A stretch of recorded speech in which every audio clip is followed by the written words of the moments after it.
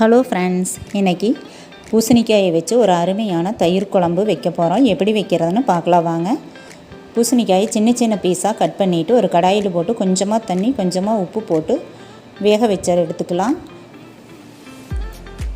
காய் வேகிறதுக்குள்ளே ஒரு மசாலா அரைச்சிக்கலாம். மிக்ஸி ஜாரில் 1/4 மூடி தேங்காய், 3 பச்சை மிளகாய், 4 பல் பூண்டு, 1 துண்டு இஞ்சி, 1/2 ஸ்பூன் ஜீரகம், 1 கொத்து கறிவேப்பிலை, கொஞ்சமாக மல்லியெல்லாம் போட்டு அரைச்சிட்டு வந்துடலாம். அரைச்ச விழுதை தயிரில் போட்டு கலந்துடலாம். தயிருக்கு தேவையான அளவு உப்பு போட்டுடலாம். வேக வச்ச காயை ஆறுனதுக்கு அப்புறமா தயிரில் போட்டு கலந்து வச்சிடலாம். இப்போ ஒரு தாளிப்பு கொடுத்துடலாம். அடுப்பில் கடாய் வச்சுட்டு 1 ஸ்பூன் எண்ணெய் ஊற்றிக்கலாம். கொஞ்சமாக கடுகு போட்டுடலாம். 1/2 பெரிய வெங்காயம் கட் பண்ணி போட்டுக்கலாம்.